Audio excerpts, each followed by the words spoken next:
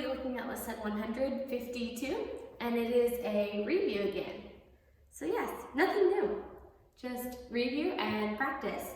So let's start by looking at your chalkboard paper, the paper that says 152 on it. Okay, so at the very top, you're going to be filling in the missing numbers, finding the counting pattern, filling in the missing numbers. Remember to look at the two numbers that are right beside each other with no blank between them, okay? That will help you identify what the counting pattern is. So the first one, 110 and 120. What are they counting by? Ones, twos, fives, tens. What are they counting by? Or 25. So you decide what they're counting by. For the next part, you're putting bird's beaks or the equal sign. Remember, the bird's beak is like the bird's mouth, okay? The arrow is like the bird's mouth, and he always wants the biggest worm. So you always open him up to the biggest number, whether it's this way or this way. He wants the biggest number. Or if the numbers are exactly the same, put the equal sign. At the bottom of your chalkboard paper, listen carefully. The first three shapes, okay? So the square, circle, and triangle. You divide in thirds and write 1/3 in each section, okay? Divide in thirds, write 1/3 in each section. And the last three, you're going to divide in fourths and write 1/4 in each section. So the first three are in thirds, writing 1/3 in each section. The last three are in fourths, write 1/4 in each section.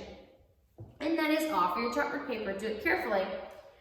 Let's look at the top of lesson 152, the very first part. So pick up your pencils and let's do the first part together. Number 1, I'm going to give you a fact and you write the answer. Number 1, 9 plus 3. 9 plus 3. Number 2, 3 plus 8. 3 plus 8. Number 3, 12 minus 6. 12 minus 6. Number 4, 3 plus 7. 3 plus 7. Number 5 and 6 are long ones, so be very careful with these. Number 5, 12 minus 7 plus 3. 12 minus 7 plus 3.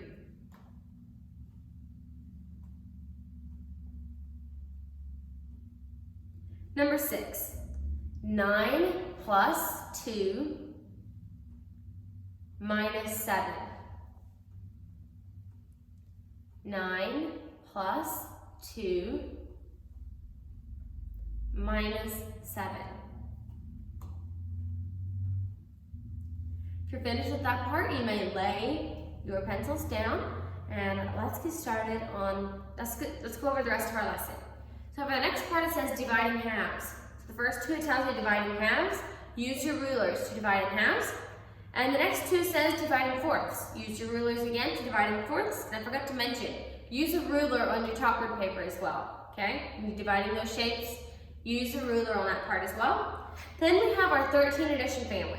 So let's go ahead and let's say this 13 addition family, and then that will be what you write on your paper here. So let's go ahead and I'll say each one 2 times. Ready? 0 plus 13 equals 13. 0 plus 13 equals 13. 1 plus 12 equals 13. 1 plus 12 equals 13. 2 plus 11 equals 13. 2 plus 11 equals 13. 3 plus 10 equals 13. 3 plus 10 equals 13. 4 plus 9 equals 13. 4 plus 9 equals 13. 5 plus 8 equals 13. 5 plus 8 equals 13. 6 plus 7 equals 13. 6 plus 7 equals 13. 7 plus 6 equals 13.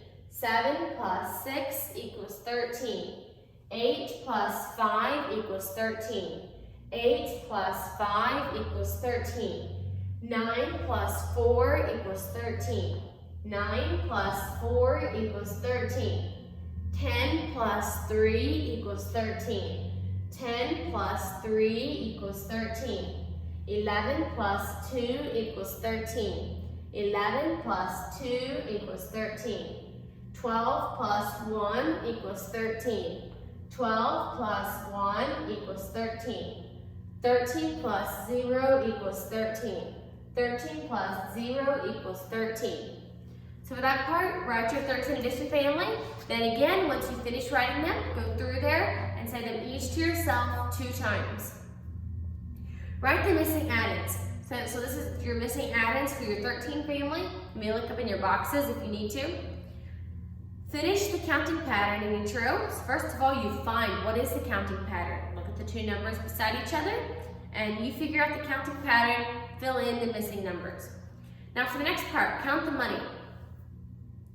Remember to find the biggest amount first. So first of all, you're going to go through and look for all your quarters because they're worth the most, okay? Quarters are 25 cents. Go through and find all the quarters, right? 25, 50, as you count those. Then you go to the next ones. You have all the quarters. You're up 25, 50, 75, however far it goes.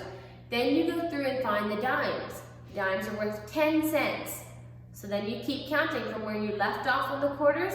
Start counting with the dimes. So if you were at 25, go 35, right, 35, 45, right, 45, and then say that's all your dimes that you have. Switch to something else. After dimes, it would be nickels. Nickels are 5 cents.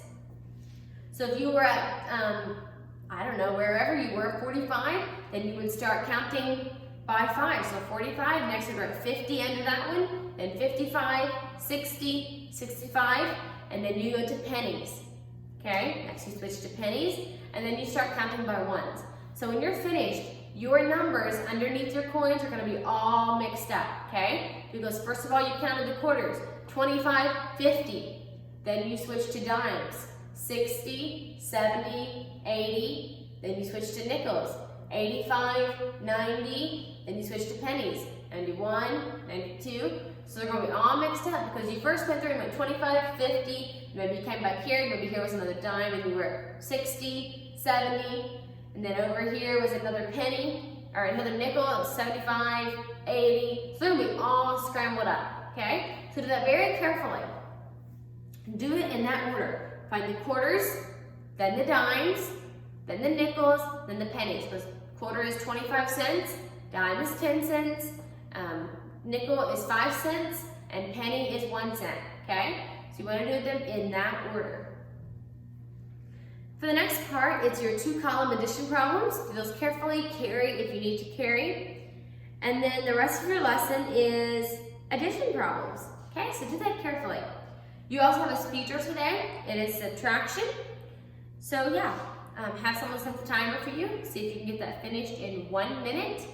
And if you're not finished, finish it. For your math worksheet, you have money. Okay, so you're counting a whole page of money.